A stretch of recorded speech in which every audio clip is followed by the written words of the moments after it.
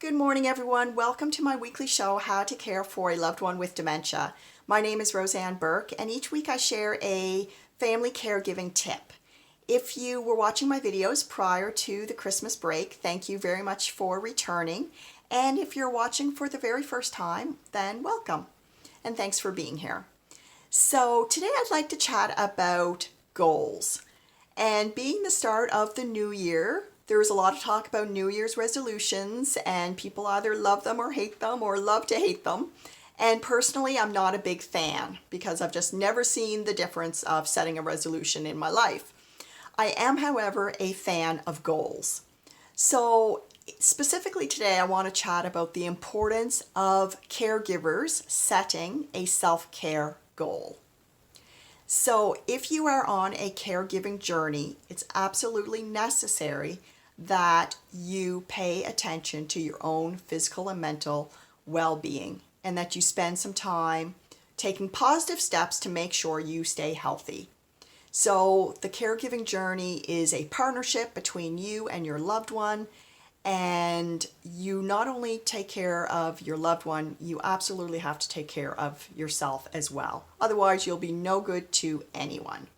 So when I'm working with caregivers, I always put self-care at the top of our conversation and ask people how they're doing in this area and encourage them to take some positive steps. So if you haven't been paying attention to your self-care, I hope 2020 is the year that you start to do so. So how can you set a self-care goal? Well, I like to use the acronym SMART, and you may be familiar with it, but it stands for specific, measurable, achievable, realistic, and timely.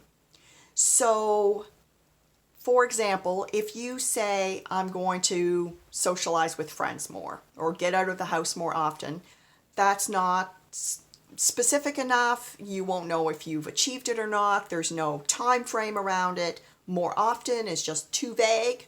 So instead, you could say, I will get together with one friend every week for a social activity. So if we go through this, is it specific? Yes, fairly so. You're going to do a social activity at least once a week with one friend. Is it measurable? Yes, you'll know if you've done it or not.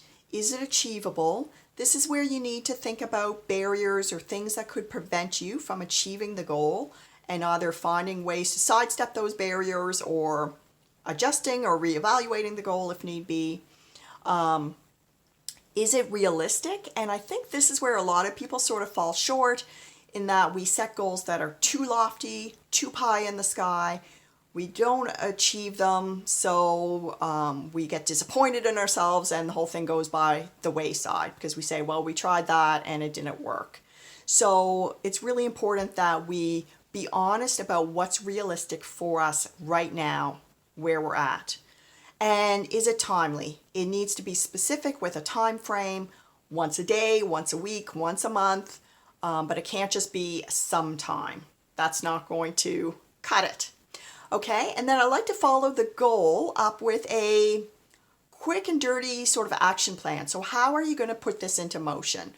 So in terms of getting together with a friend once a week for an activity, well, you might want to make a list of the friends that you know are going to be up for going out.